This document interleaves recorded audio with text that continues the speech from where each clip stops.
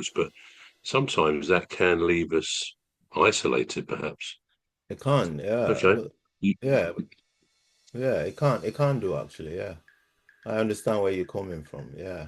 But well, what you what's made your decision. That's good. yeah, You made a good yeah, decision there. yeah. Okay, the next one called the sarcastic friend. Now you have a good friend who's got a good sense of humour, and you get on very well with him or her, I guess. And the only thing about your friendship with her or him, let's say it's a him, is that his sense of humour is such that he kind of makes jokes, inappropriate jokes, at the expense of others in the group that you may be having a social get together in the pub or whatever. You might be having a meal together, could Mm, be a party, an office party, whatever.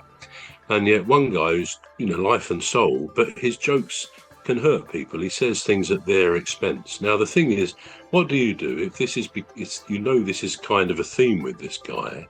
He does tend to do that, and you think, well, he probably does it about me when I'm not here as well.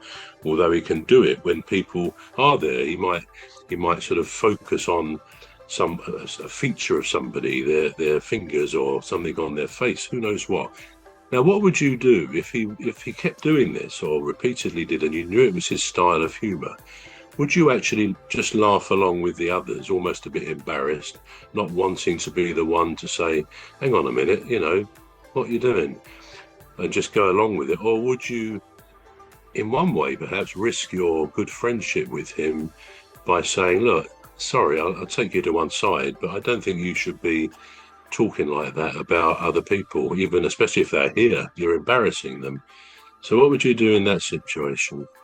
oh, that's a difficult one, isn't it? Um, I would, I wouldn't tell him, I wouldn't tell him in the presence of all the other people. I would No, find a way to um to excuse him from the group and just just say you want to tone that down a little bit, but I would definitely, because then you could actually be doing more harm than good by actually telling him off in the presence of others. So right. you could potentially be the villain there. So you've got to be cautious, aren't you? You've got to really I would call him aside. I would just call him aside. I'll just say, "Whoa, yeah, do you want to come over here for a minute, or something, I would, I would, I would. In front of everybody else, he's like he's being Well, taken away to I'd, be told I'd off. find a way to be discreet about it. I think that's the point. I mean, come over here for a minute. It's not discreet, is it?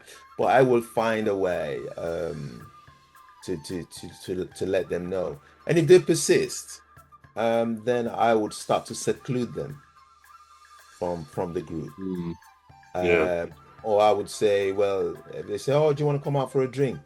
I'll be like, "Right, so who's going?" And if he's and if he mentioned his name, no, And if he's going, you don't go. So you no, start to no. miss out, don't you? You would miss Well, I out do. in that I would. situation. I would. And then hopefully he'll get the point, or he'll get the idea that what he's doing isn't a good fit for the group. Because you've got to have respect for other people, right? Yeah, yeah. Yeah. Because you don't know. Some people are temperamental and they just controlling it. So you could Mm. say something and it could turn into.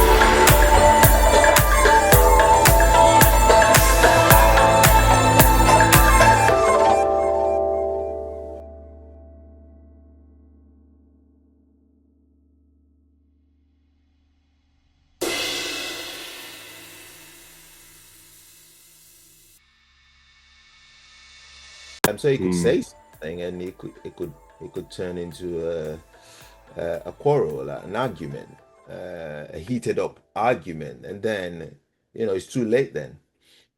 So you've got to try and nip it in the bud before it goes too far. That's what I would do anyway. I would say, well, who's coming out? And I mean, yeah, that's fine. I mean, I respect your answer. Again, it comes back to the whole point here that it's one thing we can say what we think or what we do if we have never had that experience. Yeah, On paper, we say, well, that's quite easy, but actually, calling aside or telephoning a friend, and that's the point. If it's a good friend, and actually saying, look, I need to say this. Yeah, it can still happen, and I like to think I would do that, but it probably is much harder, it isn't is. it, to actually It say is. something to It is, someone yeah. face to face Yeah. or even on the phone, I, which is not an implied criticism. It is a criticism of saying, look, I don't feel comfortable with that. Yeah, I mean, probably that is if there is a right answer on this, that probably is, because yeah. it can be, I think one of the worst things is when somebody is a bit like that, say in a group of people, and Yeah. he or she really embarrasses an individual, and you sort of feel for the person who sort of is embarrassed, as blushing, going red, and squirming a bit, and you think, no, this is horrible, because we all know to be embarrassed in front of a group of other people is a Yeah. horrible, horrible feeling. You need someone to take the heat. It's a take it away from you, sort of thing. So yes, clearly someone like that would need to be aware of what he or she is doing. So it's a hard one, though. It Harder, I is. think, in It is. practice, isn't I it? suppose I suppose something else you could do is, if they said something about somebody else and the person was there, you could then say something nice about the person that they Yeah, talking. yeah. So it's just like countering what they've said, but not in a not in an attacking way. You're not attacking what they've No, said. no. And so, for instance, if they said, "Oh, so and so, oh, you like your drink, don't you?" You could say, "Well, I've known him for a while, and I know that he drinks in moderation." For instance.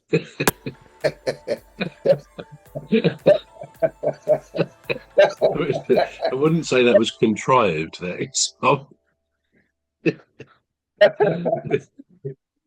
What, I actually what if had he? you. What if I he? actually had you in mind when I said that. I thought Yeah, but you might be I've known lying. I mean, what if I've known my he, bro he for a jokes long about this? He jokes about this person who's a heavy drinker. What if they are a heavy drinker?